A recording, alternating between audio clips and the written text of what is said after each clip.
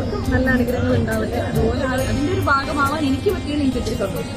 എല്ലാ വർഷത്തെ പോലെയും ഈ വർഷവും ആറ്റുകാൽ പൊങ്കാലയിൽ പങ്കെടുക്കുവാനായി നിരവധി നടിമാരും സോഷ്യൽ മീഡിയ ഇൻഫ്ലുവൻസേഴ്സുമാണ് അനന്തപുരിയിൽ എത്തിച്ചേർന്നത്.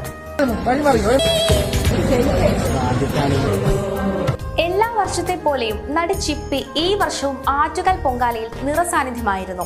സീരിയൽ താരം വീണ നായർ ആറ്റുകാൽ ദേവിക്ക് പൊങ്കാല അർപ്പിക്കാനായി എത്തിയിരുന്നു. നടി അമൃത നായർ, സീരിയൽ സിനിമാ താരം സീമാജി നായർ, സോഷ്യൽ മീഡിയ താരം നീള നമ്പ്യാർ എന്നിവർ ആറ്റുകാലിലെത്തി പൊങ്കാല അർപ്പിച്ചു. ഭർത്താവ് അർജുൻ സോമശേഖരനും കുട്ടിയും ഉൾപ്പെടെ കുടുംബസമേതമായാണ് ആറ്റുകാൽ പൊങ്കാലയ്ക്ക് എത്തിയത്. ആദ്യമായി പൊങ്കാല ഇടുന്നതിന്റെ സന്തോഷം പങ്കുവെക്കുകയാണ് നടി സ്റ്റെഫി ലിയോൺ. ദൈവാനുഗ്രഹമായിട്ട് കാണുന്നു. കൂടെ എന്റെ ഭാവനയിൽ ചെയ്യുന്ന പാർവതി നന്ദി